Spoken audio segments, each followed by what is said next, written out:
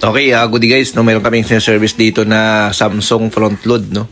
So, ang problema nito guys, ayaw niyang mag-drain. Kaya nga binaklas natin to yung rubber at saka yung lock ng rubber niya para ma-access natin yung pinaka drain pump. Kasi pag ilagay mo siya guys sa spin, hindi mo marinig yung drain pump, hindi rin siya umiikot, no.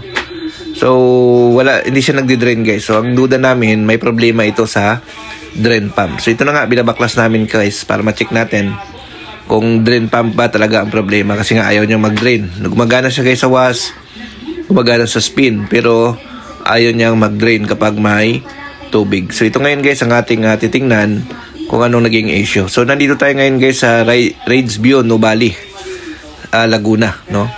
Raids View, Nubali, Laguna, Santa Rosa, Laguna. So, yan. So, binaklas lang natin to guys para tanggal natin yung piece cover ng washing machine, no? Kasi nga medyo marami lang baklasin guys kapag check ng drain pump nitong Samsung, no? So, yan, binabaklas lang namin siya.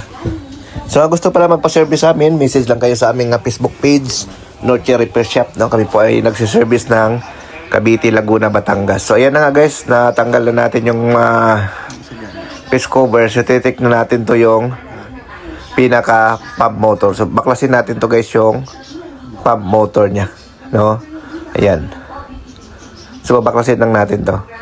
Ayan.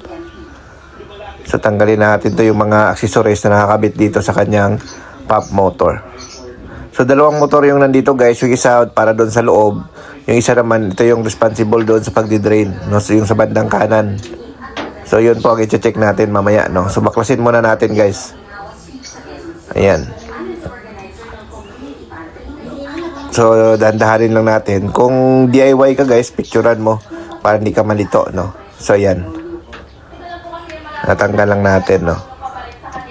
So, ang purpose namin dito, i-check namin yung pinaka drain pump. Kaya natin siya binabaklas.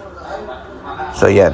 So, medyo matrabaho lang guys kapag front load, no? Kasi maraming kalas. Kailangan marunong ka rin talaga magbaklas pagdating sa front load, no? Kasi kung hindi mo pa kabisado yung pagbaklas, medyo mahirapan ka dito. Ayan. So, baklasin lang natin to.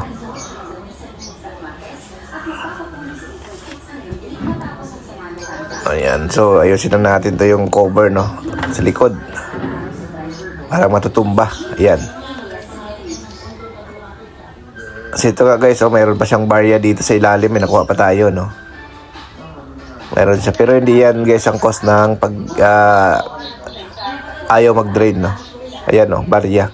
Mukhang matagal na guys. Nasa hose yan, no? Ayan. So, baklasin lang natin. So, pasensya nyo na yung video natin guys. Kasi mahirap mag-video sa area, no? And medyo yung position natin. Kaya medyo mahirap mag-video. So, ayan. Ito na, binaklas namin guys. Napansin namin putol yung wire. Yung wire pala yung putol ito. Yan yung sa dulo. Putol yung isang wire.